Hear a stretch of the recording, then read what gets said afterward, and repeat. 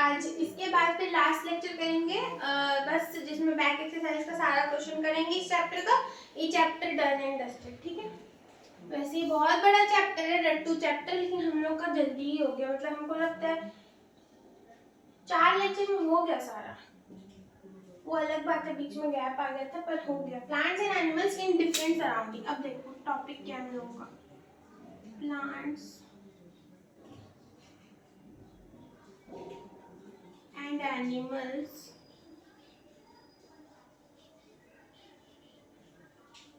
Surroundings का मतलब बताऊंगा तब तक। हाँ, हम लोग के आसपास का, हाँ बस आसपास की चीजें, आसपास का एनवायरनमेंट, ठीक है। तो बेसिकली हम लोग प्लांट और एनिमल का एनवायरनमेंट या हैबिटेट के बारे में बात करें। हैबिटेट जहाँ पे उनका रहन सहन होता है, ठीक है। जैसे हम लोग का रहन सहन घर में होता है आजकल, ठीक है, आजकल का इंसान लोगों का, ठीक है। बहुत लोग होमलेस भी होता है यार, पर हाँ, तो वैसे ही जानवर लोग, अब जैसे कुछ जानवर ठंडा इलाका में रहना, मतलब उन लोग उस वैसा बना है, उन लोगों का फर कोट है तो कि वो लोग नहीं रह सकता गर्मी इलाका में, तो वो लोग के लिए ठंडा इलाका बना। अब कुछ लोग जो जिसके बॉडी में ज़्यादा फर नहीं है, वो लोग ठंडा इलाका में नहीं रह सकते, ठीक है। तो इसको हैबिटेट बोलते हैं, जो कि वो लोग का नेचुरली प्रेजेंट है, जो भगवान दिए उन लोगों को। सराउंडिंग्स तो वही पढ़ेंगे हम लोग आज। बस ये बहुत इजी टॉपिक है, इसमें बस तुमको कंपेयर करना है, ठीक है। हाँ, पूरे चैप्टर में हम लोग कंपेयर ही कर रहे हैं, पर इसमें थोड़ा ज़्यादा कंपेयर करना है। जैसे हम एक बार you might have observe during nature walks. अब नेचर वॉक्स हम लोग स्टार्ट ऑफ द चैप्टर में पढ़े थे, क्या होता है बेसिकली नेचर में चलना, नेचर की सारी चीज़ों को ऑब्जर्व करना, ठीक है। हमको सारा जीव different animals live in different surrounding. अब डिफरेंट एनिमल्स डिफरेंट सराउंडिंग्स में रहते हैं। फॉर एग्जाम्पल हम लोग ना ऐसे डिस्कस करते थे, एग्जाम्पल लेते, सबसे पहले ही ऐसा वर्ड ले लेते कि बहुत चक्का हो जाए। कुछ लोग, अभी कुछ मत बोलना, हमको पता है तुमको पता है, हम ये इसलिए नहीं लिखा रहे, बहुत लोगों को पता होगा, बस हम इस टॉपिक का मतलब समझाना चाहते पहले। उसको क्या बोलते हैं,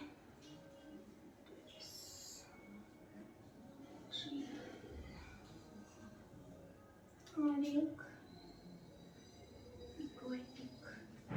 लोग को समझ आ रहा है ना हम समझा रहे तो? कि ऊपर से नहीं जा रहा है, झूठ मत बोलना।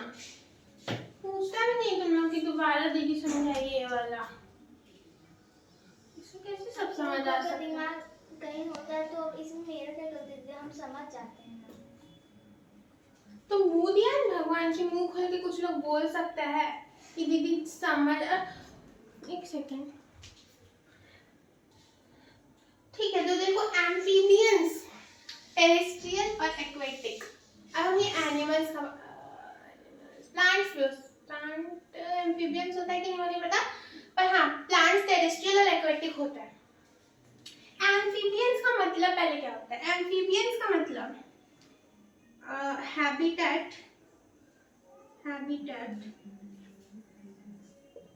Both on land and water. इसका एग्जाम्पल है फ्रॉग, बहुत ही आसान सा एग्जाम्पल है फ्रॉग। हम लोगों को पता है कि फ्रॉग जो फ्रॉग का लार्वल स्टेज होता है, यानी कि उसका यंग स्टेज होता है, टैडपोल जिसको हम लोग की बोलते हैं, टैडपोल जिसको कि हम लोग बोलते हैं, larval stage of a frog, वो एक फिश की तरह होता है, वो पानी में रहता है। और एक अडल्ट फ्रॉग भी पानी में रेस्पिरेशन कर सकता है स्किन के थ्रू, ठीक है ना, क्यूटेनियस रेस्पिरेशन हम बताए थे। ये हम लोग कब पढ़ते हैं, 12th में, नहीं 11th में, ठीक है ना। तो ये होता है हम लोगों का, एम्फीबियंस बोलते हैं फ्रॉग को। टैडपोल जो होता है वो पानी में रहता है बचपन में, जब तक कि वो फ्रॉग नहीं बन जाता है। जब वो फ्रॉग बन जाता है तो वो दोनों जगह रह सकता है, पानी में भी। दीदी तो निकलेगा कैसे पानी से? मान लीजिए वो कुआं में दिया होगा फ्रॉग अंडा, तो फिर वो कुआं से कैसे निकलेगा? बच्चा होगा तो नहीं निकलता है पर बचपन में वो सिर्फ पानी में रहता है। तो एडल्ट होने के बाद भी एडल्ट होने पर यहाँ से टैडपोल हटाओ, टैडपोल थोड़ी ना लैंड पे आता है, फ्रॉग आता है लैंड पे, ठीक है ना, ठीक है। तो कैसे बाहर निकलता? बड़ा होके, जैसे बड़ा होने के बाद कैसे वो चिपक जाते हैं? उसका हाथ पैर होता है ना, वो लोग बहुत लॉन्ग जंप कर सकता है, ठीक है, ठीक है। वो लोग जैसे कुआं से भी बाहर आ सकता है, इतना उन लोग का जंप करे। उन लोग का जो हैंड्स होता है ना, वो ऐसा बना ही हुआ है कि वो सिर्फ कहीं पे से पकड़ लेता है, ठीक है ना, वेब्ड होता है। अच्छा, वेब्ड क्यों होता है यार? वेब्ड का मतलब वेब का और बत्तख का उंगली के बेसिकली, बीच में हाँ, होता है। मेरा उंगली के बीच में, अरे किसमें दिखाएं, मेरा उंगली को सबको सटा दो फॉर एग्जांपल, ठीक है, सबको सटा दो और थोड़ा सा वेब्ड, उसको ही वेब्ड बोलते हैं, ठीक है ना, जो बीच बीच में रहता है। इसके बीच में मान लो हम स्किन डाल दी, इसके बीच में से उंगली डाल दी, दोनों उंगली सट गया, तो ये जो चीज हुई ये वेब्ड हुआ, ठीक है, वेब।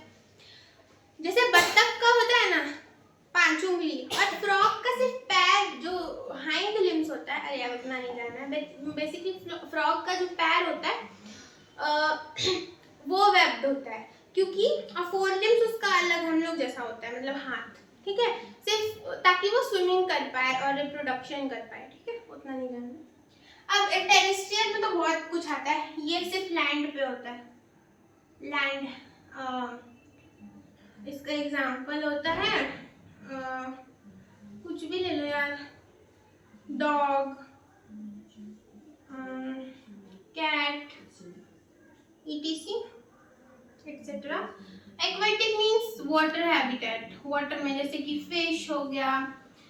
तो इससे हम समझाना क्या चाह रहे हैं ना तुम लोगों को, हम एक्स्ट्रा ही बता दिए, पर हाँ, इससे हम समझाना क्या चाह रहे हैं कि जो डिफरेंट एनिमल्स, देखो डॉग, कैट, फिश, फ्रॉग, ये सब अलग अलग हैबिटेट है, ठीक है ना, ये लोग अलग अलग जगह पे रह सकता है, कोई पानी में रह रहा है, कोई लैंड पे रह रहा है, कोई दोनों जगह रह रहा है।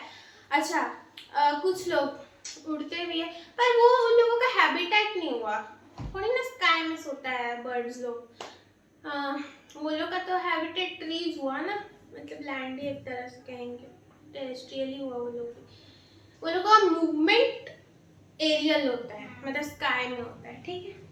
चलो, तो ये हो गया, इतना क्लियर है, आई होप सो, इतना कुछ था नहीं, इसी का ये तो हाँ बहुत आसान था, फिर भी समझ दे रहे।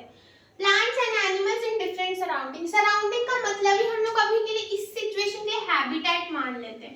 हैबिटेट मतलब रहन सहन का जगह, कहाँ पे वो रह रहा है, खा रहा है, अपनी जिंदगी चला रहा है, उसका सर्वाइवल कहाँ पे हो रहा है, ठीक है। तो एम्फीबियंस आते हैं, टेरेस्ट्रियल, एक्वेटिक। एम्फीबियन जो बोथ लैंड एंड वाटर पे रह सके, जैसे कि फ्रॉग। टैडपोल सिर्फ पानी में रहता है, जो कि लार्वल स्टेज ऑफ फ्रॉग होता है, मतलब फ्रॉग का बचपन का पार्ट बेसिकली। टेरेस्ट्रियल जो लैंड पे रहे, डॉग, कैट, सब जानता है। एक्वेटिक मतलब वाटर, एक्वा का मतलब भी वाटर होता है, तो जो वाटर में जिसका हैबिटेट है, जैसे कि फिश हो गया, व्हेल हो गया, बहुत सारी चीजें, ठीक है। और लिख लो, व्हेल लिख लो, शार्क लिख लो, डॉल्फिन लिख लो, एक्सेट्रा। अरे बहुत होता है, वो सब फिश भी आ जाता है, ठीक है। तो ये हम लोगों का पहला स्लाइड हो गया, ये हमको बस बताना था कि डिफरेंट सराउंडिंग हो गया ये एनिमल्स का।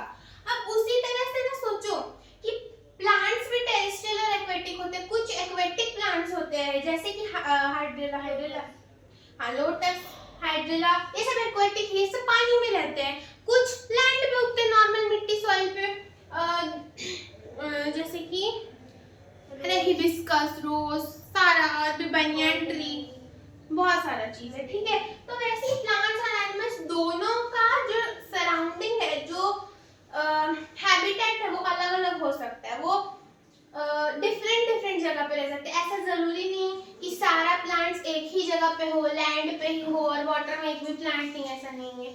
ऐसा भी नहीं है कि सारा जानवर एक ही जगह पानी में है, लैंड पे एक भी जानवर नहीं, ऐसा नहीं है। हर जगह पे इक्वल। हाँ, वो कौन सा प्लांट होता है जो पानी में होता है पर उसमें फ्लावर नहीं तो ग्रीन तो झील में है? झील में है, हम देखे नहीं है। फोटो दिखाना, फोटो भेजना। मतलब जिस तरह लोटस का लीफ होता है ना, उसी तरह होता है, पर उसमें लोटस नहीं होता है। झील में तो लोटस है। हाँ, मतलब अलग अलग पार्ट में ना, आधा इधर है आधा झील इधर है, तो जब सब तो कई बार ना लोटस का लीव्स ही ऊपर आ जाता है और लोटस नहीं होता है, ठीक है।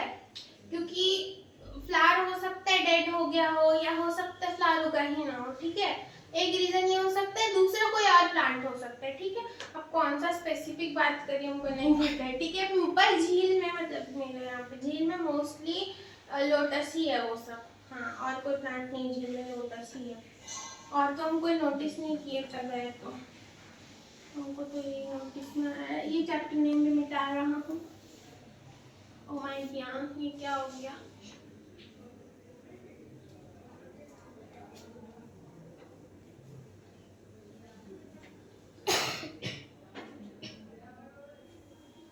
ठीक है, तो इतना पार्ट अब जब तक सूख रहा है हम लोग ना बुक से पढ़ते हैं, रीडिंग डालते क्या लिखा हुआ है हमारे प्यारे एनसीईआरटी में। You might have observed during nature walk that different animals live in different surroundings. You have also recorded movement of animals in table 2.5. Table 2.5 में हम लोग देखे थे कि different animals का different movement होता है। कोई उड़ता है, कोई swim करता है, कोई चलता है 4 पैर पे, कोई 2 पैर पे चलता है। Different kind of movements होता है, ठीक है, याद है। Does the movement of this animal depend upon their surrounding? अब पूछ रहा है कि क्या इनका जो movement है क्या उनके surrounding पे डिपेंड करता है? Of course डिपेंड करता है। अगर फिश स्विम कर रही है तो वो क्यों स्विम कर रही है? क्योंकि वो पानी में रहती है, ठीक है, इसीलिए वो स्विम कर रही है। पानी में कोई चलता है क्या? नहीं ना भाई, इंसान भी स्विम करता है पानी में। लैंड पे कोई स्विम करता है क्या? नहीं, लैंड पे लोग चलता है। तो डॉग टेरेस्ट्रियल है तो उसका मूवमेंट वही है, नॉर्मल वॉकिंग है। हाँ, सांप रेंगता है, ठीक है, तो वो क्योंकि उसके पास पैर नहीं है, ठीक है। ठीक है, तो एक क्वेश्चन है, ये अच्छा क्वेश्चन है, रुको इसको हम लिखते हैं। गर्मी लगने लगा यार, काम नहीं करूँ तो ठंडा ही लगता है। ये मजाक नहीं कर रहे, सच में काम नहीं करो तो ठंडा लगता है, कुछ करो तो बहुत पसीना आ जाता है। छोड़ो, आगे पढ़ते हैं। Let us consider fish and goats as example. Fish live in water. They have streamlined body. Streamlined body, जो fish का body ऐसे होता है ना, इसको ऐसे मोटा फिर ऐसे पतला सा, इसको streamlined body बोलते हैं, ठीक है। हाँ, इसको streamlined body मतलब। और goat का body तो सबको ही जानता है ये। Goats live in grassy areas. घास खाता है तो grassy areas में रहता है। तो The sizes and shape of the animals also differ from one another. अब फिश एक छोटा सा होता है, उसका साइज बहुत अलग होता है, और एक गोट उसके कंपैरिजन में बड़ा होता है। तो साइज डिफरेंस है, क्यों? क्योंकि वो जिस हैबिटेट में रह रहा है उस हिसाब से उसका साइज है, ठीक है। अब फॉर एग्जांपल फिश बहुत बड़ा हो, ठीक है, हम ना अभी वो शार्क वार्क फिश का बात नहीं कर रहे, शार्क बहुत बड़ा होता है, ठीक है। हम अभी नॉर्मल फिश का बात करें, जो नॉर्मल साइज फिशेस होती है ना, उनका जो पॉन्ड्स में, लेक्स में रहती है, उसका बात करें। सी वाला फिश, सी ओशंस वाला फिशेस का बात नहीं करें, ठीक है। तो वो सब अगर बहुत बड़ा बड़ा होने लगे तो तुमको नहीं लगता कि एक पॉन्ड में एक शार्क भी नहीं अटका है ना, क्योंकि शार्क बहुत बड़ा होता है, तो इसीलिए साइज में वेरिएशन है। और शार्क ओशन में ही क्यों रहता है? क्योंकि ओशन इतना बड़ा है कि हम लोग इमेजिन नहीं कर सकते। सीज, ओशंस इतने बड़े हैं, इतना बड़ा है कि हम लोग इमेजिन भी नहीं कर सकते, इसीलिए शार्क वहाँ रहते हैं, ठीक है। और वहाँ छोटी मछली भी रहती है, क्योंकि जो रिवर्स और ओशन ज्वाइन रहते हैं, तो वहाँ से वो लोग छोटी मछली चली जाती है वहां पे, ठीक है। हाँ तो डज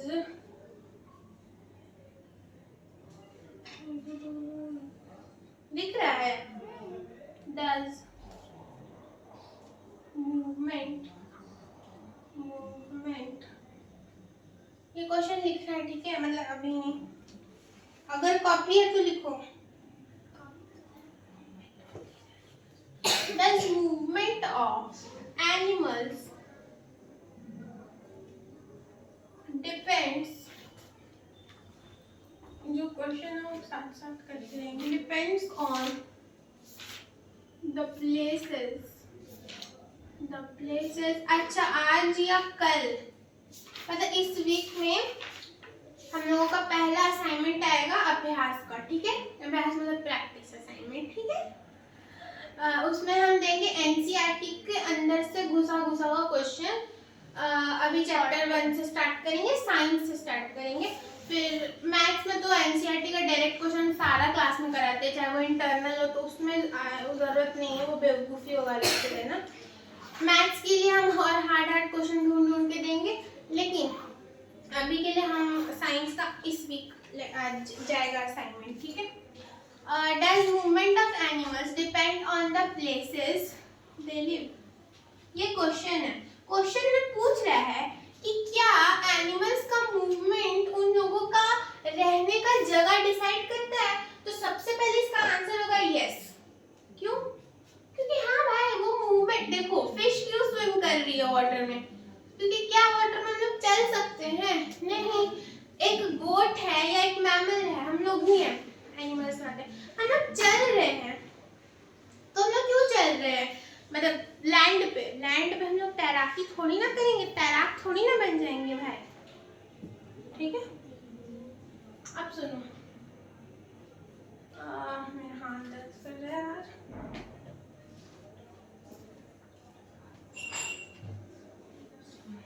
तो इसका आंसर लिखो, बहुत अच्छा से लिखाते हैं, रुको। यस, एकदम एग्जाम्पल के साथ, थोड़ा बड़ा भी हो जाए तो चलेगा। द मूवमेंट, अगर ये क्वेश्चन आ गया ना एग्जाम में, ये लिख के आना, बहुत मजा आएगा। द मूवमेंट ऑफ, और आने का पूरा चांसेस है क्योंकि एनसीईआरटी में इंटरनल क्वेश्चन अगर दिया, किसी का स्कूल पागल हुआ तो आ सकता है। यस, द मूवमेंट ऑफ, या कोई अगर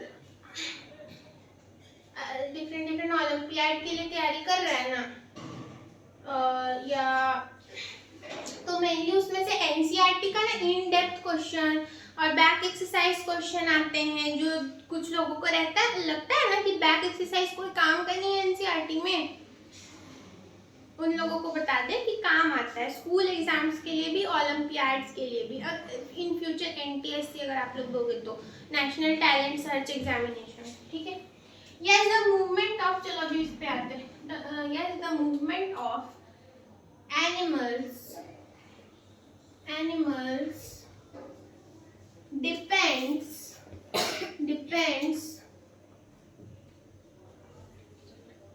on the place they live, या देखो सीधा on the habitat, place they live मतलब क्या, habitat उनका रहन सहन का जगह, मतलब habitat का मतलब ये होता है habitat, because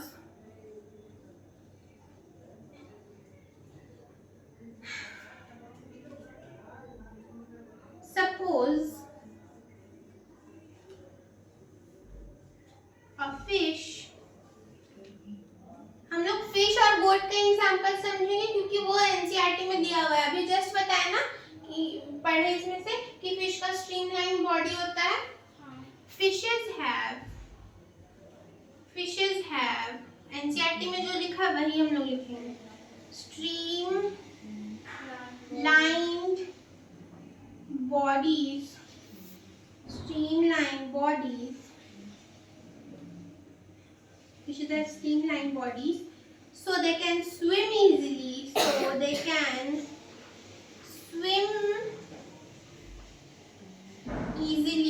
कहाँ पे, in water, ठीक है, in water। अब देखो, अब हम लोग को कंपैरिजन जब करना होता ना, तो एक काम लोग बता दी कि सपोज और फिश। अब लिखेंगे वेयर एज मतलब कि जैसे कि हम लोग एक देख लिए, लेकिन इसके अलावा मतलब कि एक तो हम लोग कंपेयर कर लिए कि एक ऐसे ऐसे रहता है, पर हाँ उसके अलावा वेयर एज मतलब कि इसकी विपरीत है कुछ, ठीक है, ऐसा हम लोग इंग्लिश में यूज करते हैं। वेयर एज का मतलब जबकि, बेसिकली जबकि, वेयर एज गोट्स मैमल्स होते हैं। गोट्स का एग्जांपल एनसीईआरटी में पैराग्राफ चेंज करके लिखेंगे ना गोट्स लाइन चेंज कर सकती हूँ, पैरा चेंज करने की जरूरत नहीं है। Whereas goats, important words को हाईलाइट कर देंगे हम, ठीक है। वैसे तो हम अपोस्ट्रोफी डाल दिए। Whereas goats can walk easily on land,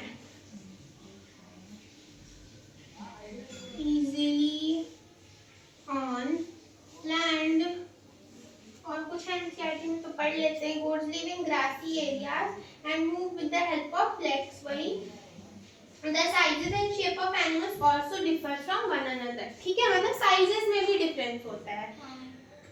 वो भी एरिया का बड़ा होता है ना, नहीं, वो जरूरी नहीं, हिल एरिया में छोटे जानवर भी रहते हैं, ऐसा थोड़ी है।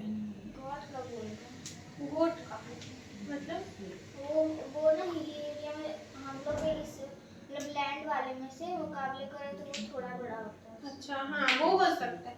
whereas goats can walk easily on land with the help of their legs, ये एनसीईआरटी में लिखा है इसलिए लिख दे रहे, कोई जरूरत नहीं। with the help of their legs, बहुत लोग इसको ना देयर भी पढ़ते हैं, देयर भी पढ़ते हैं, तो दोनों सही होते हैं, ठीक है, देयर लेग्स या देयर लेग्स, तेरे दोनों आ जाता है, तो कंफ्यूज मत करना। और ये लोग कहाँ रहते हैं? ग्रासी एरियाज, लैंड में यहाँ ब्रैकेट डाल के यहाँ से ग्रासी लिख लो, ग्रासी लैंड नीचे में। अरे नहीं है तो छोड़ दो, कोई जरूरत नहीं, ठीक है ना। आई होप तो सब समझ आ रहा है इतना।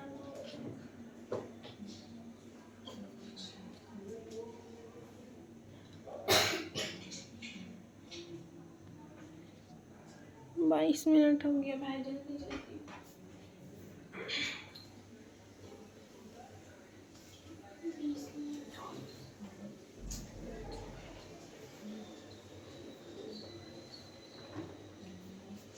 तुम लोग ना 650 में आ जाया करो, ठीक है।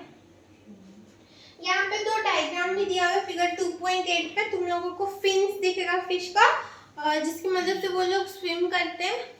यहाँ देखो फिन्स है, देखो ये फिन्स है जिसकी मदद से वो लोग स्विम करते हैं, और गोट्स का लेग से है, गोट का लेग देखा, उसकी मदद से वो वॉक करते हैं।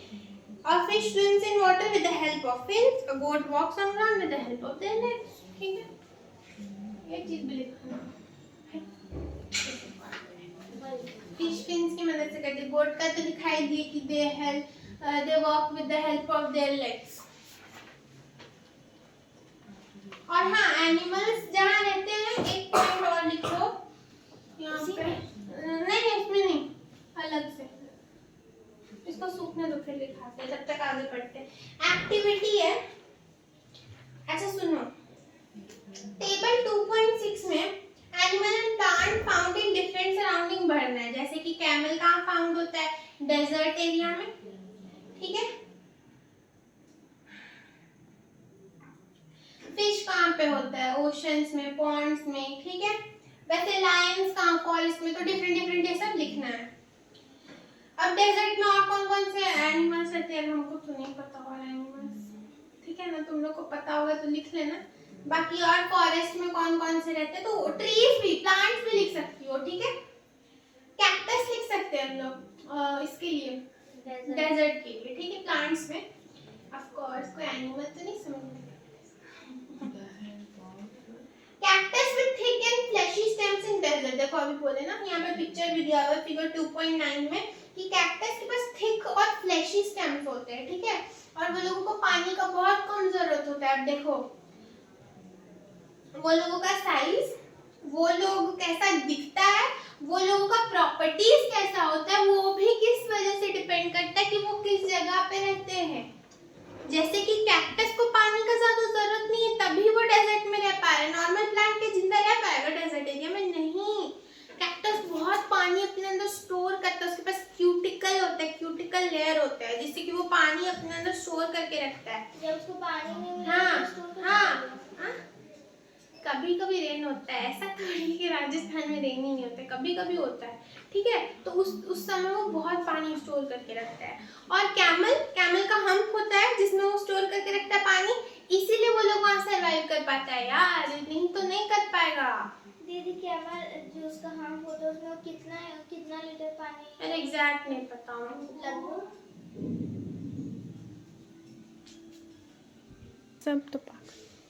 देखो हम क्या बोलना चाह रहे हैं, अभी हम एक फ्लो चार्ट बनाएंगे बढ़िया सा। पहले हाँ एक चीज लिखो, ये वाला पॉइंट की जो अब लिखवाने वाले प्लांट्स एंड एनिमल्स कैसे बनाएंगे इसको, कैन हैव, ये फ्लो चार्ट बनेगा तो नया पेज में बनाना, और लैंडस्केप बना उसको ऐसे। हाँ नहीं ऐसे, ऐसे हाँ कैन मतलब लेटा हुआ basically. Plant and animals can have different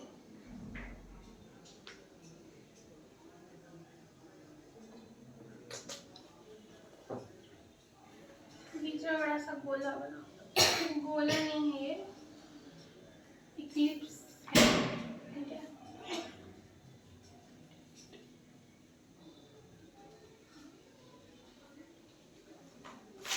कसम से तुमको देख के लगता है ना, मुंह ही देख के, कि तुमको कुछ नहीं आता। 1 नंबर तक बना के देखते हो ना कितना बस 3 तो और बच्चे। हैबिटेट बीच में लिखो,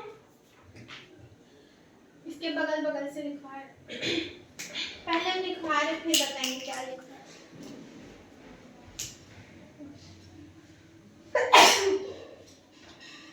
देखो इसमें डिफरेंट क्या हो सकता है, शेप्स,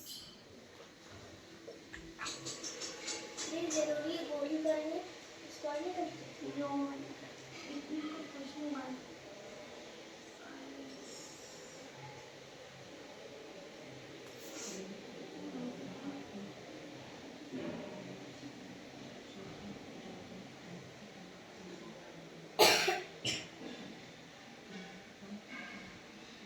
आसान होगा एक ही जगह ना, तो चट में हो जाएगा। ये क्वेश्चन भी आ सकता है, ठीक है ना। Plants and animals can have different shapes, movement, sizes according to their habitat. यहाँ लिख लो according to their habitat. और क्या डिफरेंट हो सकता है, शेप्स हो सकते हैं, साइज, मूवमेंट, और क्या डिफरेंट हो सकता है, कलर नहीं, कलर भी हो सकता है, पता है कैसे, क्या हाइट, वो सब साइज में आ गया, हाइट वेट सब, ठीक है। कलर भी लिखो। अब कलर थोड़ा सा अजीब नहीं लग रहा सुनने में?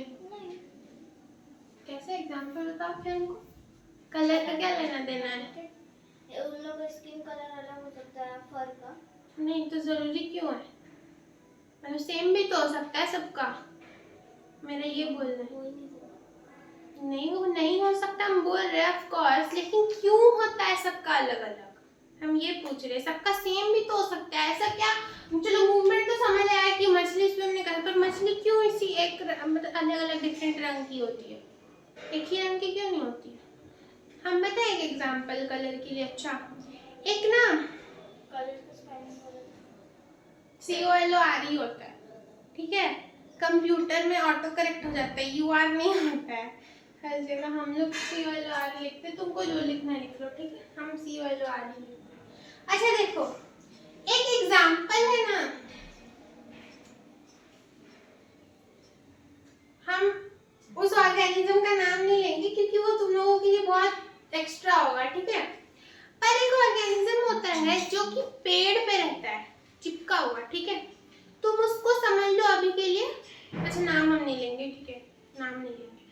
तो वो ना वाइट कलर का होता है। पहले जब पॉल्यूशन नहीं ना था तो हम लोगों का जो ट्रीज का बार्क था ना, बार्क समझती हो, उसका ये वाला पार्ट, स्टेम, हाँ, ट्रीज का, वो हम लोग बार्क बोलते हैं, ठीक है। तो वो ना पहले इतने डार्क नहीं होते थे पॉल्यूशन से पहले, जितने अभी डार्क ब्राउन हो गए। पहले वो लोग लाइट ब्राउन या हल्का हल्का व्हाइट कलर, जैसे ट्री को कैसे शेव कर दो तो उस कलर में होता है। वहाँ पे है PDC हाँ, कम पॉल्यूशन में जैसा वैसा होता है। तो पहले ना उसमें वाइट कलर के वो जो ऑर्गेनिज्म है, वो हम नेम नहीं लेंगे क्योंकि वो बहुत हायर का हो जाएगा, वो 12th का है, ठीक है, इसलिए हम नाम नहीं ले रहे। वो हम बस कलर का एग्जांपल देने के समझा रहे हैं। तो वो वाइट कलर के थे, तो जो ना प्रेडेटर्स होते थे वो समझते थे वो अपने आप को कैसे क्या बोलते हैं उसको, गिरगिट कैसे कलर चेंज करता है, तो वैसे ही वो भी कलर चेंज कर लेता था, वाइट बना लेता था अपने आप, ठीक है।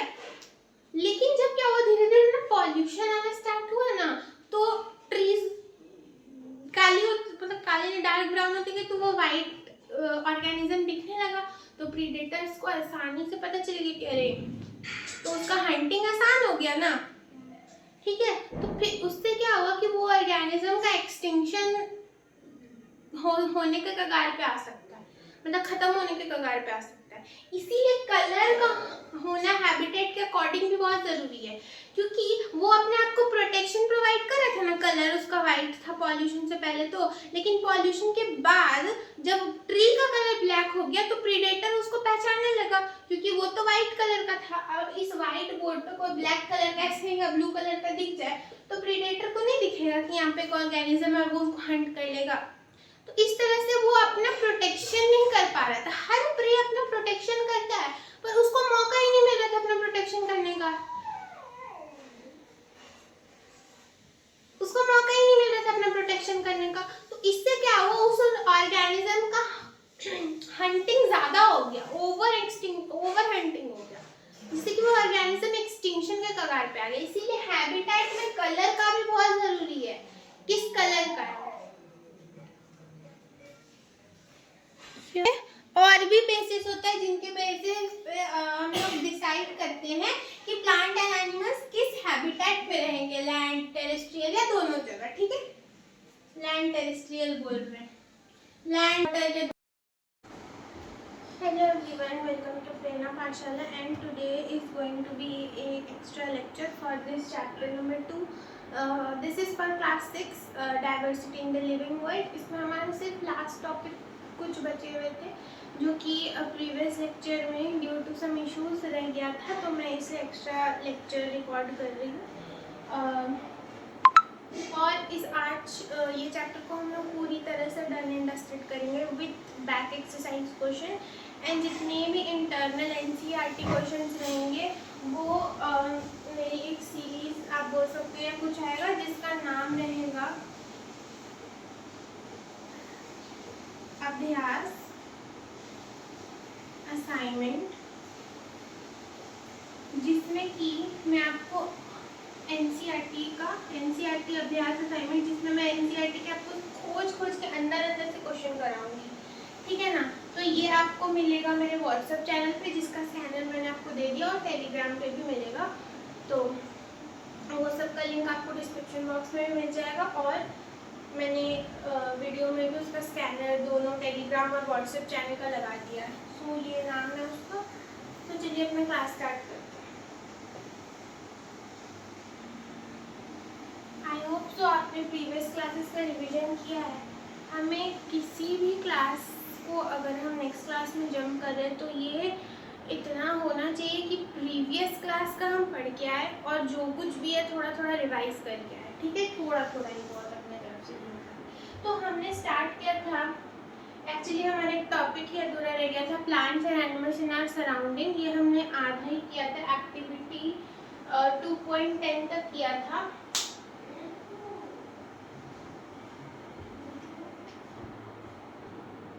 तो हम लोगों का टॉपिक अधूरा रह गया था। मैंने आपको लास्ट क्लास में कैक्टस के बारे में कुछ चीज़ें बताई थी, जिसका एक फिगर दिया हुआ था, cactus with thick and fleshy stems in desert.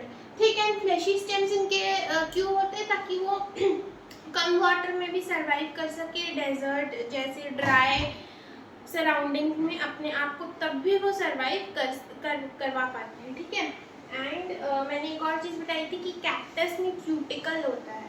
ठीक है, वो एक्स्ट्रा नॉलेज है, पर हाँ आपको ये चीज़ पता होना चाहिए कैक्टस के बारे में। मैं लिखवाती हूँ कैक्टस के बारे में।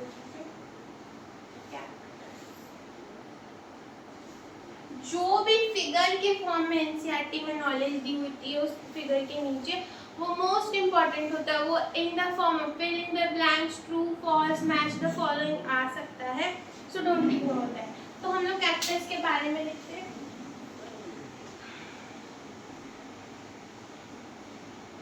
दिया हुआ है cactus with thick and fleshy stems. Cactus के कैसे होते हैं? थिक, हम आराम से करेंगे, एंड fleshy stems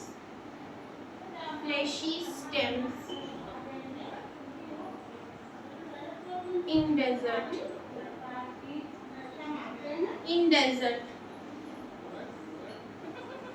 एक और पॉइंट मैं अपनी तरफ से लिखवा रही हूँ, they have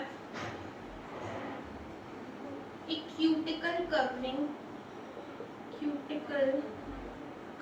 to prevent मतलब किसी चीज को रोकना, to prevent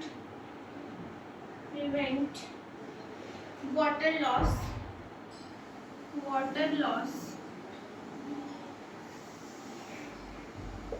ठीक है, तो क्यूटिकल कवरिंग क्यों होती है?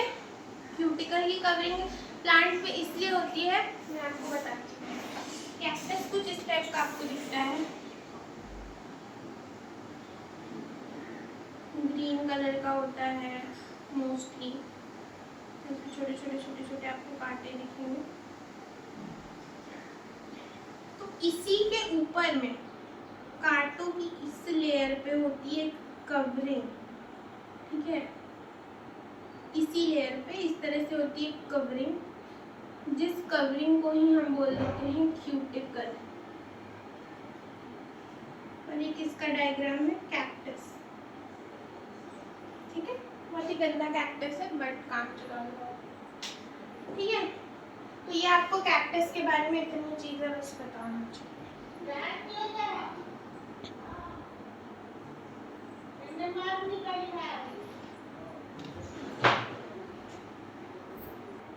ओके, सो कैक्टस के बारे में हमने इतनी चीजें जान ली।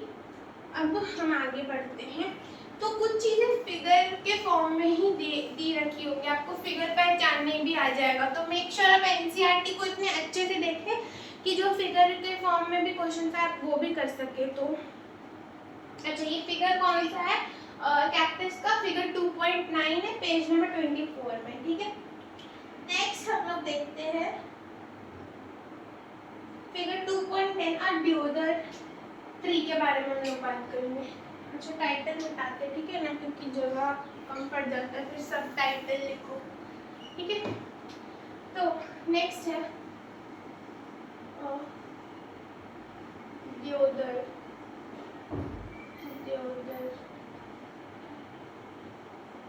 ठीक है, ड्योदर ट्री के बारे में क्या दिया हुआ है? ये कहाँ पे होते हैं? सबसे पहले इनकी सराउंडिंग के बारे में कि इन माउंटेन्स होते हैं। ठीक है, इसकी फिगर में भी आप देखोगे ना तो आपको समझ जाएगा कि ये माउंटेनियस ट्रीज है, मतलब माउंटेन पे ही इनका लाइफस्टाइल है, इनका सराउंडिंग माउंटेन है, इनका हैबिटेट माउंटेन है, इनका रहन सहन का इलाका माउंटेनियस है। ठीक है,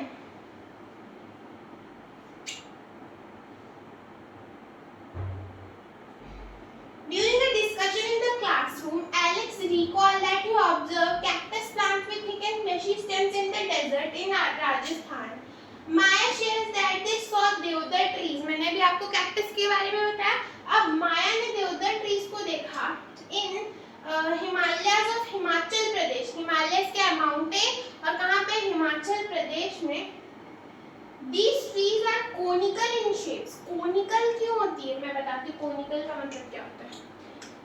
basically cone shape, this is called conical shape. तो ये ट्रीज इसी शेप में होती हैं, ठीक है, not exactly like this but this is the shape in which the trees are, conical shape में होती है, कोनिकल शेप्ड, ठीक है।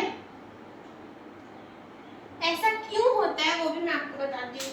ऐसा इसलिए होता है क्योंकि बर्फीली इलाकों पे, पहाड़ों पे बर्फ होते हैं, हिमालयस पे, तो जब इस पेड़ पे बर्फ गिरे तो वो शेड ऑफ हो जाए, कोनिकल इधर से स्लाइड ऑफ हो जाए, इसीलिए वो कोनिकल ट्रीज होती हैं द ट्रीज माउंटेन्स में, ताकि ये सरवाइव कर पाए। अगर बर्फ उसके ऊपर गिरते जाएगा तो ट्रीज विल डाई। तो इसीलिए सरवाइव करने के लिए इनका शेप इस तरह का है। आप पिक्चर में भी देखोगे तो आपको दिखेगा कोनिकल ट्री है, तो इनका शेप इस तरह से है, कोन जैसा। तो मैं ये आपको लिखवाती भी अच्छे से लिखो, ये क्वेश्चन भी आ सकता है। They have conical shape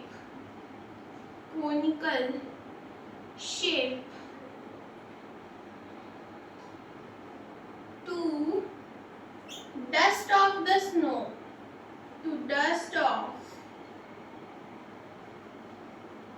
the snow in here during oh it's a mess that I always create। okay, तो during लिखेंगे, during snowfall, during snowfall, okay। they have a conical shape to dust off the snow during snowfall, ठीक है, ये मैंने आपको समझा दिया। These trees are conical in shape and have flexible and sloping branches, and इनकी sloping branches होती है। बेसिकली sloping branches मतलब कि एक तो फ्लेक्सिबल का मतलब ऐसा नहीं कि टिकी हुई है ऐसे, तो वो हिलेगी नहीं, जरा सा थोड़ा सा वो हिल सकती जब स्नो गिरेगा। जैसे ये मान लो ट्री का ब्रांच है, ठीक है, मेरा हाथ, ठीक है, तो इस पे स्नो गिरा तो ऐसा नहीं कि ये यहीं फिक्स रहेगा और स्नो गिरते गिरते गिरते गिरते भारी होकर ये स्टेम ही टूट जाएगा, ऐसा नहीं होगा। ये इतनी फ्लेक्सिबल होती है ना कि इस पे जरा सा भी स्नो गिर के थोड़ा भी भारी होता है तो ये ऐसे झटक देती, नीचे होके सारा स्नो को नीचे गिरा देती है, ठीक है। तो दे हैव, एक और लिखेंगे point, flexible and sloping branch. और स्लोपिंग मतलब बेसिकली ऐसे नीचे, देखो कोनिकल शेप का मतलब ही क्या होता है, ये कोनिकल शेप का मतलब ऐसे स्लोप टाइप में, देखो ये वाला पार्ट, स्लोप मतलब ऐसे, स्लोप मतलब टेढ़ा ऐसे, ठीक है। इंक्लाइंड, इसको इंक्लाइंड भी बोल सकते हैं, कहीं पे इंक्लाइंड दिया थोड़ी सी टेढ़ी होना, इंक्लाइंड, ताकि स्नो को नीचे गिरा सके। तो स्लोपी या इंक्लाइंड भी लिख लो, इंक्लाइंड ब्रांचेस, ब्रांचेस मतलब इनकी जो ऐसे टहनियां होती है, इंक्लाइंड ब्रांचेस का मतलब तो सबको पता है, ब्रांचेस मतलब कुछ स्टेम मत समझ लेना। स्टेम जो होती है ना वो ये वाला पेड़ का हिस्सा होता है, और ब्रांचेस ये जो उनसे निकली हुई होती है उसको ब्रांचेस बोलते हैं। यार इतना बेसिक में क्यों क्लियर कर लूँ, आई डोंट नो, बट यार कोई बच्चे को नहीं पता हो, ठीक है। तो इतना दिया हुआ है देवदार ट्रीज के बारे में। और हाँ एक चीज और लिखनी है, कहाँ पाई जाती है वो, कैक्टस राजस्थान में पाया जाएगा, क्योंकि डेजर्ट राजस्थान में ही डेजर्ट है और कैक्टस डेजर्टी एरिया में पाए जाते हैं। मैंने लिखवा दिया था वहाँ कि they are found in desert, right, लिखवाया था क्या मैंने, हाँ लिखवाया था मैंने। वहाँ पे आप चाहो तो लाइन ऐड कर दो, डेजर्ट ऑफ राजस्थान या कहीं का भी डेजर्ट यार,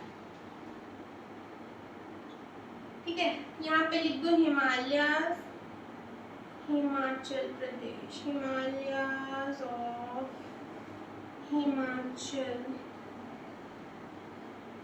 प्रदेश में मिलती है, ठीक है, ये फाउंड होती है। यहाँ पे फाउंड इन लिख दो यहाँ पे ब्रैकेट में, फाउंड इन, ठीक है। और वहाँ पे राजस्थान ऐड कर लीजिएगा कैक्टस के बगल में। ये मैं लेक्चर में बता रही हूँ, जो बच्चा सिर्फ नोट्स देखेगा उसको ये याद ही नहीं रहेगा। वैसे चलेगा, अगर डेजर्ट भी लिखा हुआ है क्वेश्चन में तो चलेगा, राजस्थान स्पेसिफिकली लिखने का जरूरत नहीं। तो देवदार ट्रीज भी हमने कवर कर ली। नेक्स्ट, ऐसे पॉइंटर वाइज चीजें ज्यादा आसान रहती है, एनसीईआरटी में सब कुछ बिखेर कैसे दिया रहेगा, हम उनको पॉइंटर वाइज अच्छे से समराइज करके और ऐसे याद रहता है, हम कंपेयर भी करते हैं कैक्टस को विद देवदार ट्रीज, ठीक है। Notice that these two types of plant found in different regions are different from each other. अब हमने दो plants का जिक्र किया, देवदार trees and cactus. ये दोनों दिखने में कितनी अलग है, इनकी क्वालिटीज कितने अलग है, और ये ऐसा क्यों है? क्योंकि वो जिस सराउंडिंग में रहती है रहती है उसके हिसाब से उन्होंने अपने आप को ढाला है। जैसे कि स्नोई इलाके में, पहाड़ी इलाके में, तो उसके हिसाब से उसका कोनिकल शेप है। कैक्टस अपने हिसाब से फ्लैशी स्टेम्स रखती है, क्यूटिकल कवरिंग रखती है ताकि वो वाटर को प्रिवेंट कर सके, वाटर लॉस को प्रिवेंट कर सके। वाटर को प्रिवेंट नहीं करना है, वाटर लॉस को रोकना है हमें, ठीक है ना। तो अपने अपने हिसाब से Why is it so? मैंने इसका आंसर आपको पहले ही लिखाया था, जस्ट पिछले लेक्चर में लिखा था, वहां जाके देखना, बहुत लंबा चौड़ा एक एग्जांपल लेके, कि ऐसा इसलिए होता है क्योंकि अभी जस्ट मैंने आंसर भी दिया कि जिस हिसाब से जिस जगह को जिस चीज़ की ज़रूरत पड़ती है, हम उस हिसाब से वो एनिमल या प्लांट अपने स्थिति को उस तरह से ढाल लेता है, ठीक है। जैसे कि अगर ड्राई एरिया में हमें वाटर को प्रिवेंट करने की ज़रूरत है तो क्यूटिकल की लेयरिंग डाल दी, ठीक है। माउंटेनियस रीजन में कोनिकल शेप चाहिए ताकि बर्फ झड़ जाए, तो वैसा शेप बना दिया, ठीक है, ओके। तो ये मैंने ऑलरेडी लिखवा दिया, मैं दोबारा सेम चीज करके टाइम वेस्ट नहीं करना चाहती। व्हाई डज द बायोडाइवर्सिटी, और बाकी क्वेश्चंस, हर एक इंटरनल क्वेश्चन आपको मैंने बताया ना, एनसीईआरटी अभ्यास असाइनमेंट 1 तो चैप्टर 1 का आएगा, ये चैप्टर 2 का जब आएगा तो उसमें सब कुछ रहेगा, तो स्टे कनेक्टेड आएगा, हर वीक आएगा, okay. Now why does the biodiversity of a region vary from that of another? Let us find out. हाँ, तो अब पूछा है कि बायोडाइवर्सिटी इतनी अलग अलग क्यों है हर जगह पे। बायोडाइवर्सिटी मतलब इतना डाइवर्सिटी, इतना वैरायटी हर जगह पे इतना अलग अलग क्यों है, तो ये हम पढ़ेंगे आगे। There is a very little water available in the desert. तो मैंने तो अभी बोला, ये जो लिखा हुआ है ना, मैं पढ़ती हूँ पहले। There is very little water available in the desert. A hot desert is typically very hot during the day and very cold at night. Therefore, you cannot find plants and animals in the night. Therefore, you will find plants and animals in these areas that can tolerate and survive both hot condition during the day and cold condition at night. The fleshy stems of the plant found in the desert can store water and help them tolerate the hot condition in these places. The mountain is in extremely cold regions experience frequent snowfalls. In order to survive in such conditions, some of the trees have the ability to let the snow slide off easily. Conical shape and sloping branches of the other trees enable them to do them easily. जो मैंने आपको भी बताया ना कि ऐसा क्यों है, बायोडाइवर्सिटी इतना अलग अलग क्यों है, ऐसा इसीलिए है क्योंकि जैसे कि हम डेजर्ट का एक एग्जांपल ले, चलो कंपेयर कर लेते हैं, ठीक है।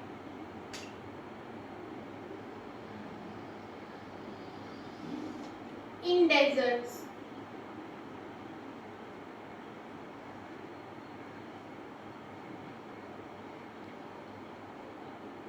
in mountains,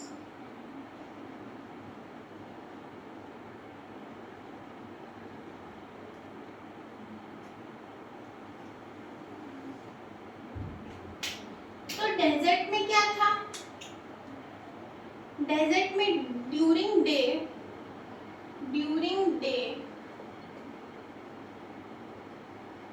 it is very hot, so the plants have, means cactus, so the plants of these areas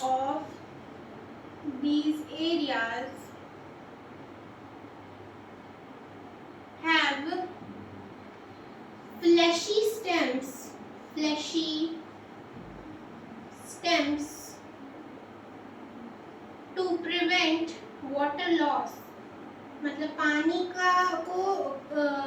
बहने से बचाते हैं, पानी का लॉस होने से बचाते हैं। लॉस मतलब क्या, किसी चीज़ का ख़त्म होना, खाली होना, उससे बचाते हैं, ठीक है ना। प्रिवेंट वाटर लॉस, प्रिवेंट का मतलब होता है, मैं लिख दे रही हूँ, है बहुत लोगों को ना कुछ मतलब ही नहीं पता। रोकना, रो र र र रोकना, रुकना, रोकना, रुकना नहीं, रोकना, ठीक है। एंड माउंटेन्स में एंड ये यहाँ पे ड्यूरिंग नाइट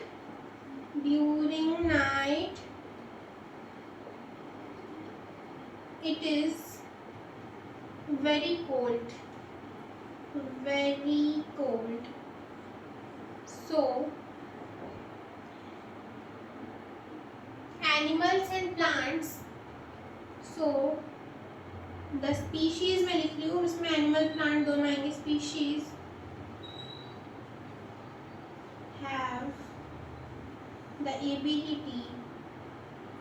ability मतलब क्षमता, या कैपेबिलिटी, एबिलिटी तो सेम ही होता है, क्षमता, किसी भी चीज को करने का की क्षमता, बस में ability to survive in both weathers या in both condition. In both लिख लो, समझ आ जाएगा, मेरी यहाँ जगह नहीं है, कंडीशन आप लोग लिख सकते हो, ठीक है। तो ये हो गया, ये पॉइंट नंबर 2 है। यहाँ पे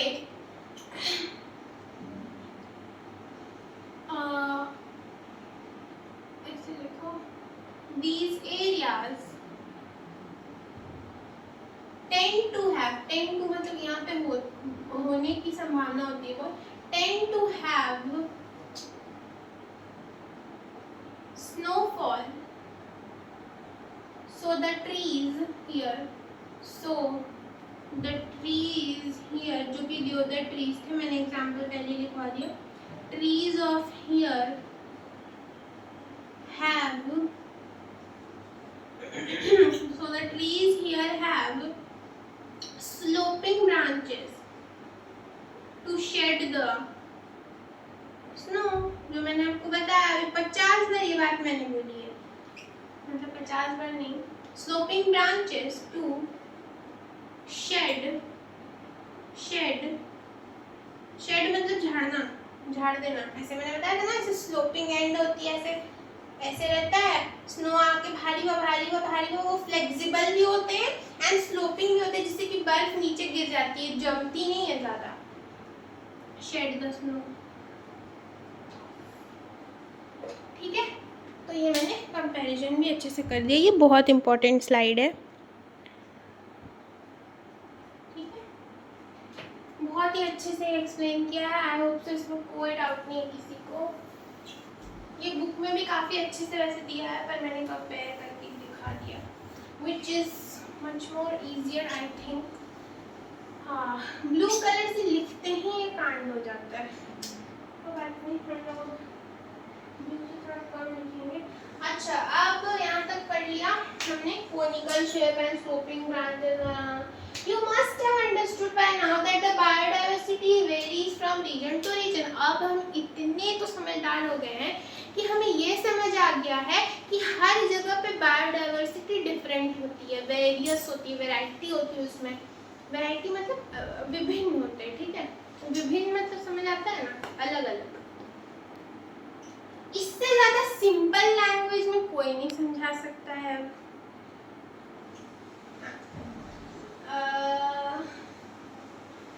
ऑफ द डाइवर्स कंडीशन ना, कंडीशंस में भी वैरायटी है, विभिन्नता है, ठीक है, अलग अलग है basically. Look at the images of the camel, फिर से कैमल आगे, of the hot desert of Rajasthan and camel from the cold desert of Ladakh. अब हमारे पास हॉट डेजर्ट है और कोल्ड डेजर्ट है, फिर से हम एक डंडा मारेंगे बीच में, इसमें रेड कलर से। चलो, कंपैरिजन करने में सबको मजा आता है, हम लोग भी करते हैं। बहुत ही टेढ़ा बन गया, सॉरी, मान चलाओ।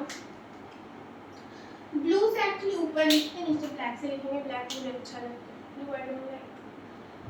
सबसे पहले इधर लिखते हैं कोल्ड डेजर्ट, डेजर्ट। अब कोल्ड डेजर्ट कहाँ पे, वो भी पूछेगा, तो कहाँ पे? लद्दाख, लद्दाख। आई होप तो लद्दाख का स्पेलिंग यही होता है, मेरे को देखना तो। हाँ, LADAKH। I hope so it's right, hope so. क्या राइट ही है मुझसे मैंने देखा। And the hot desert of Rajasthan,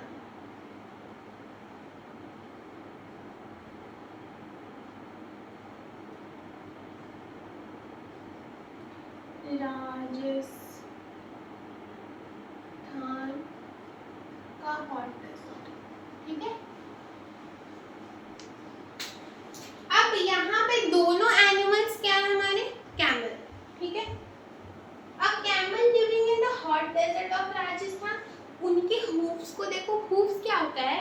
जो कैमल का पैर होता है ना, ये पैर होता है कैमल का। अरे मैंने बहुत नीचे वाला हिस्सा बनाया है, ऊपर वाला ऐसे बना हुआ है कैमल का, तो उसमें ना एक ऐसे करके एक ऐसे पार्ट होता है। ठीक है, बहुत ही घटिया है, मैं इसको थोड़ा अच्छे से बना के दिखाती हूँ। इतना घटिया डायग्राम तो कोई बच्चा रो जाएगा। यहाँ पे बनाती हूँ ऐसे करके, ऐसे, और फिर इसको ऐसे, ऐसे। ठीक है, ऐसे चारों पैर में इसका ये वाला जो एरिया होता है ना, इसको हम लोग बोलते हैं hoofs. Hoofs.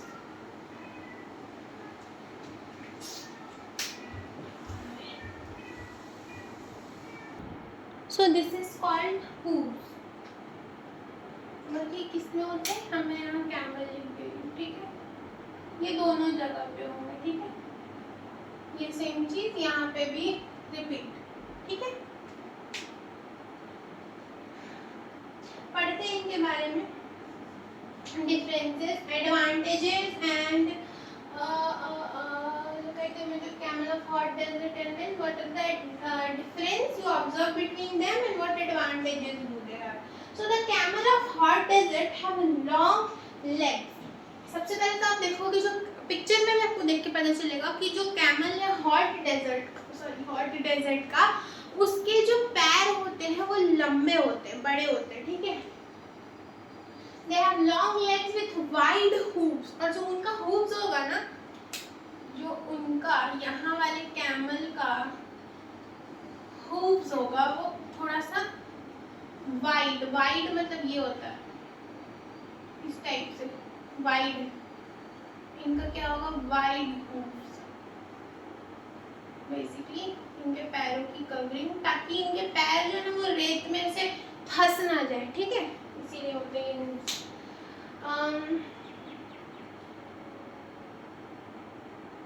long legs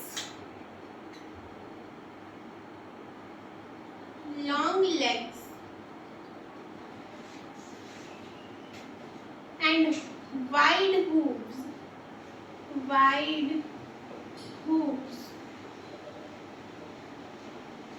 help them मतलब camels, them to walk in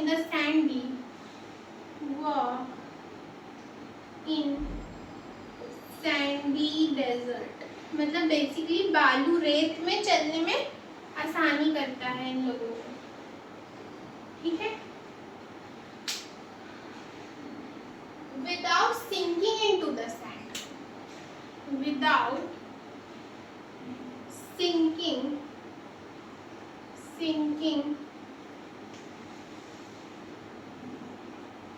into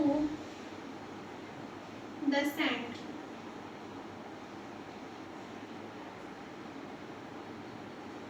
ठीक है,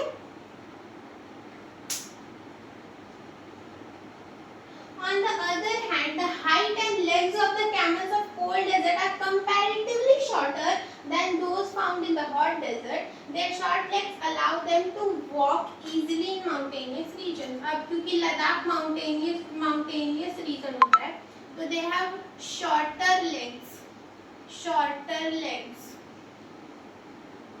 and इनके hooves भी कम wide होते हैं।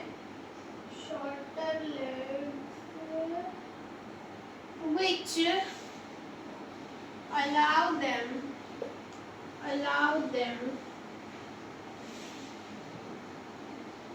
to walk easily in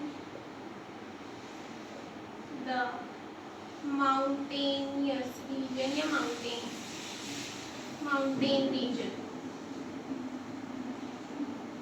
ना शॉर्ट लिख सकती हूँ उतना लिखूंगी, ठीक है। अब इससे शॉर्ट क्या ही बनाएंगे, ठीक है।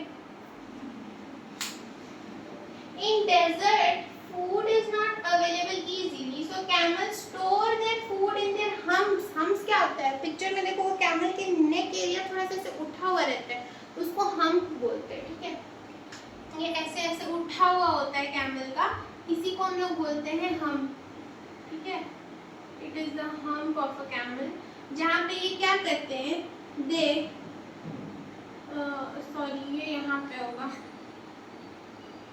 they store food in their hump because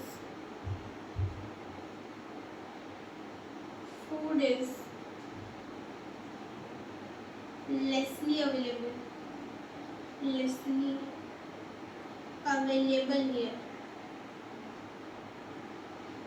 ठीक है। तो ये अपने हम्प में फूड को स्टोर करते हैं, ये इसका पॉइंट है, ठीक है, ध्यान रखना।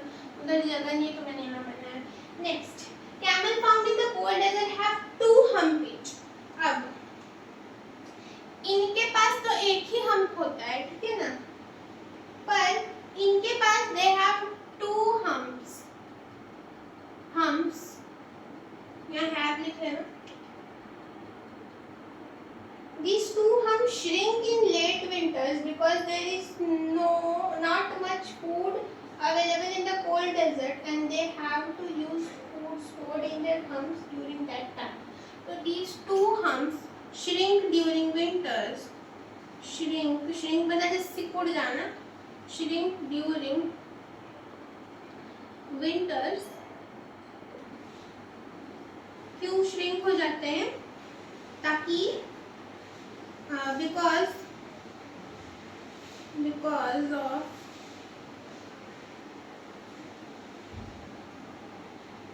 lessly available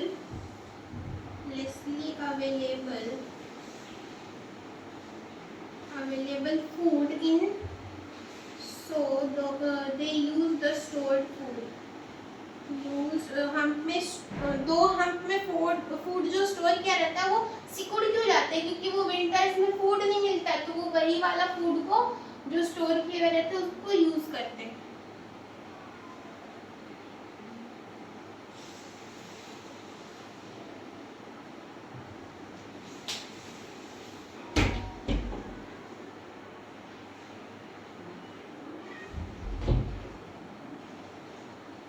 okay, so this is I think a lot, ज्यादा भर गया।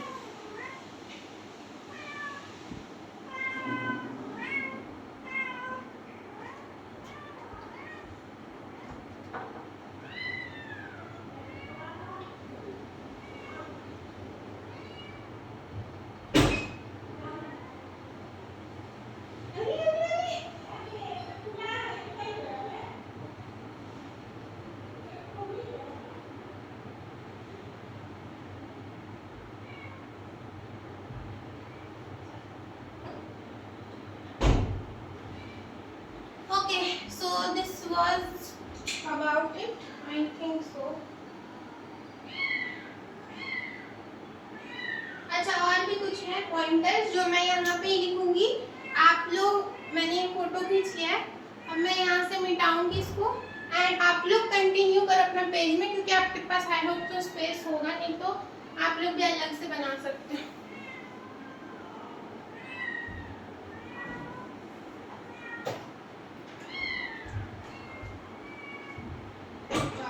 नौटंकी है तुम लोगों का।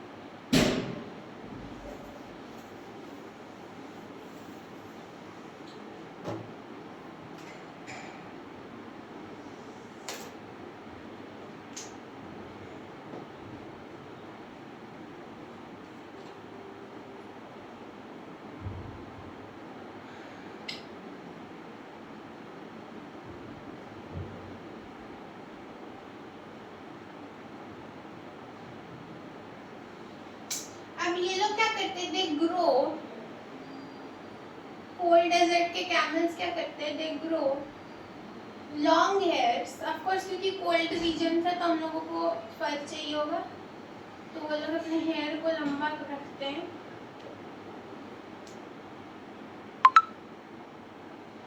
फ्रॉम हेड टू नेक, कहाँ से कहाँ तक, फ्रॉम हेड टू नेक, ठीक है, फ्रॉम हेड टू नेक,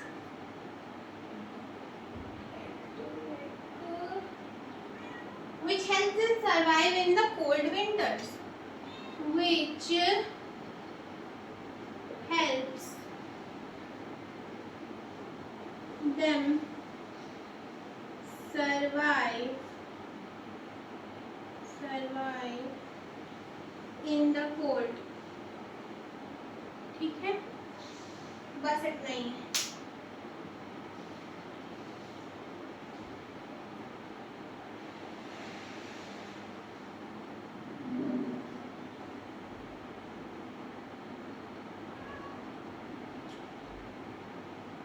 हाँ, एक और पॉइंट है for hot desert camels, that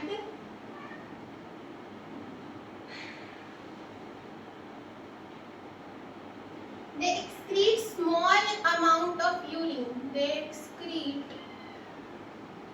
excrete small amount of urine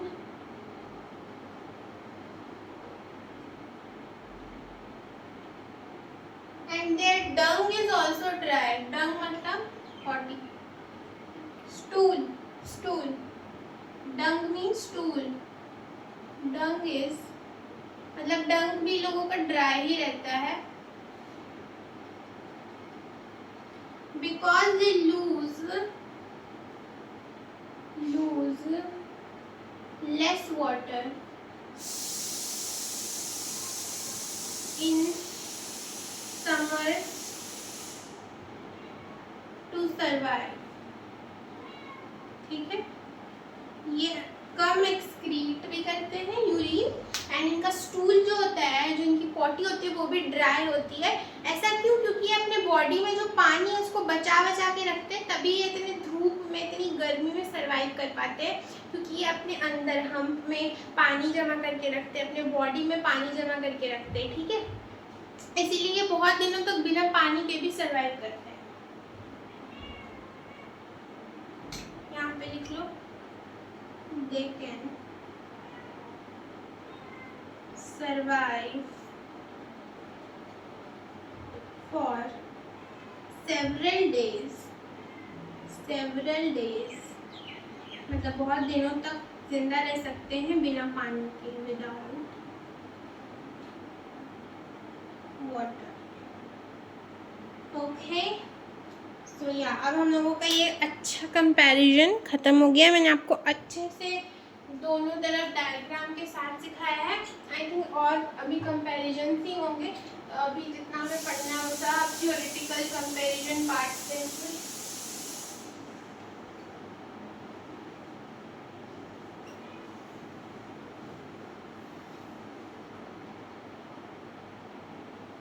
थोड़ा सा देखते हैं,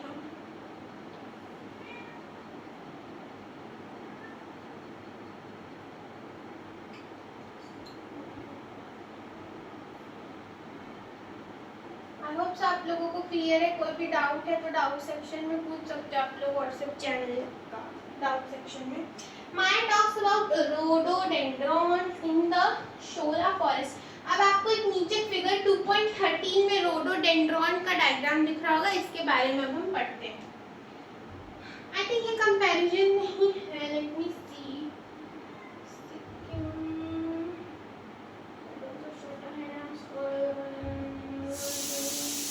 नहीं, रोडोडेंड्रॉन और पेमा का ठीक है। अच्छा आपने देखा ना, मैंने जगह का भी नाम लिखा है। कोल्ड डेजर्ट के कैमल कहाँ थे? लद्दाख में। हॉट डेजर्ट के कैमल्स कहाँ थे? राजस्थान में। ठीक है। तो रोडोडेंड्रॉन्स भी कहाँ के हैं? रोडोडेंड्रॉन्स बोलते हैं इनको, dendrons. These are basically flowers name या plant name। एंड एक हम प्लांट का नाम पीमा पढ़ने वाले। Pima Pima. So rhododendrons are found in the Shola forest of Nilgiris। Are found in the Shola forest of Nilgiris। ठीक है। Rhododendrons are of shorter height and have smaller leaves to survive through heavy winds। They have shorter height and shorter leaves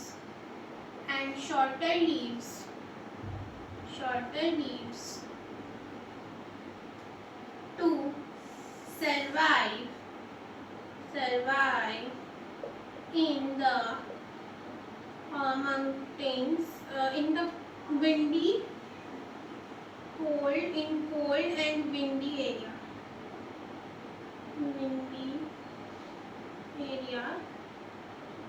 ठीक है।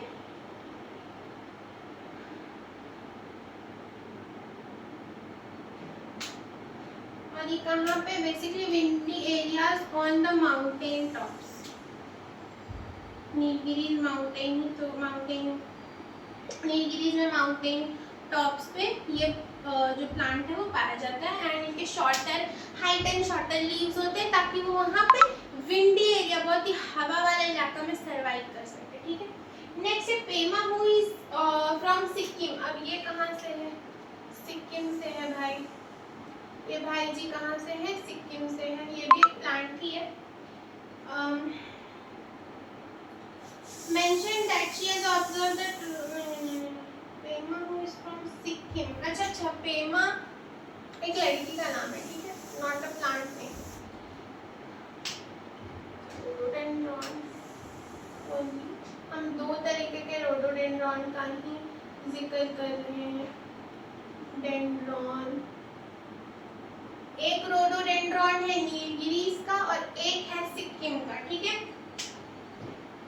Mentioned that she has observed rhododendrons in the nearby mountains to be taller।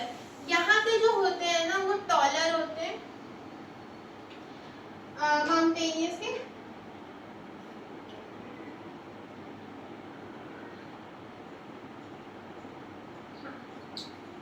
कहाँ पे? Mountain में। और ये यहाँ पे survive कर रहे हैं। ठीक है। तो डिफरेंट जगह पे, यहाँ पे कम विंड होगा तो टॉलर है, यहाँ पे ज्यादा विंड है तो शॉर्टर है। तो डिफरेंट जगह के रोडोडेंड्रॉन्स डिफरेंट जगह पे डिफरेंट वैरायटी शो कर रहे हैं। ठीक है। रोडोडेंड्रॉन का फिगर भी दिया हुआ है, कंफ्यूज मत करना।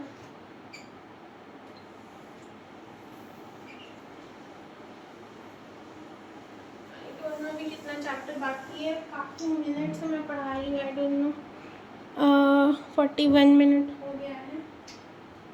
Let's see how we can complete today or not।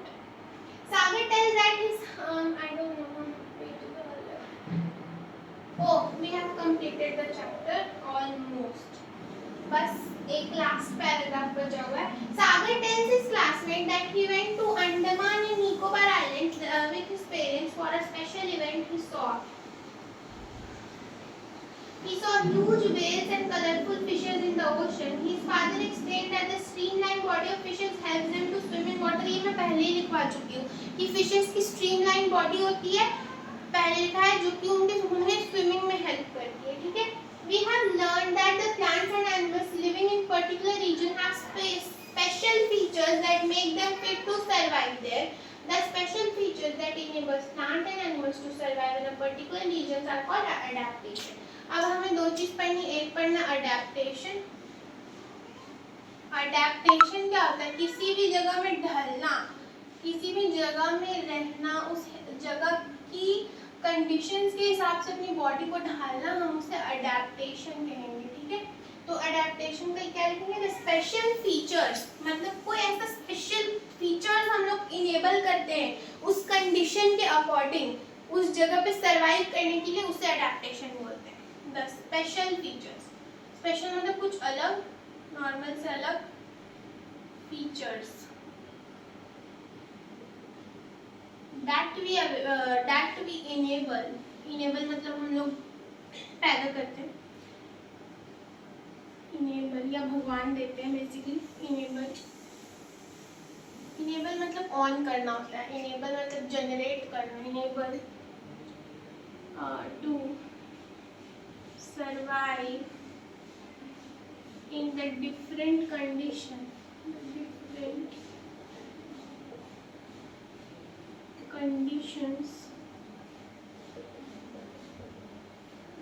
of an area, it is called as adaptation। ठीक है, अडेप्टेशन हो गया। एक क्लास डेफिनेशन है हैबिटेट की, the place where the plants and animals live is their habitat. Habitat का मतलब मैंने पहले ही बताया रहन सहन होता है, जिस जगह पे वो इंसान रह रहा है, इंसान जानवर प्लांट रह रहा है, खा रहा है, जी रहा है।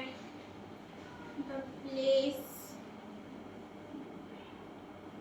Where the plants and animals live,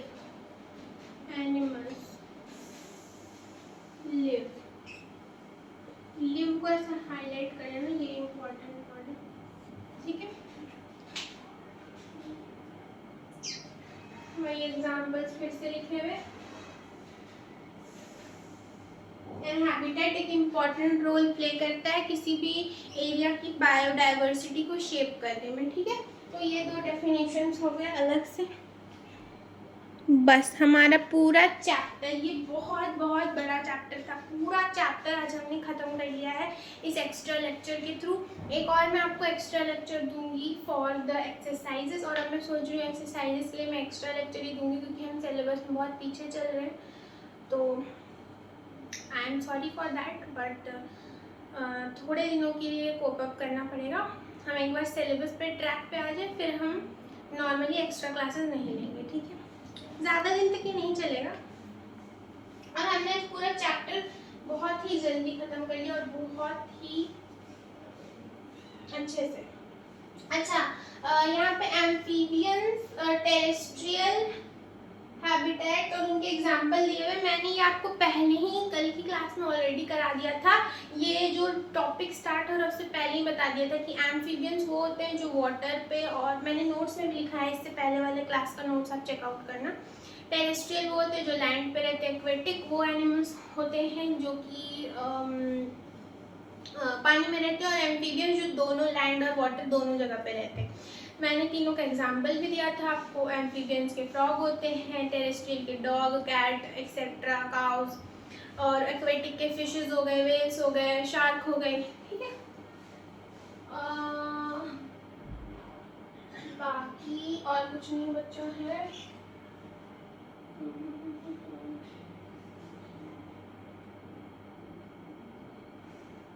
और तो कुछ भी नहीं है। टेरेस्ट्रियल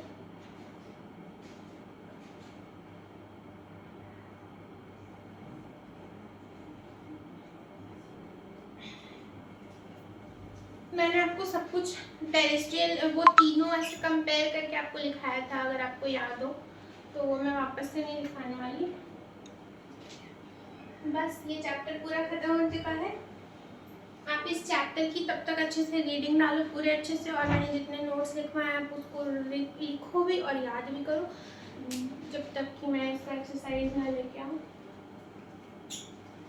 और इसकी समरी भी पढ़ लेना, बुक में काफ़ी यूजफुल है।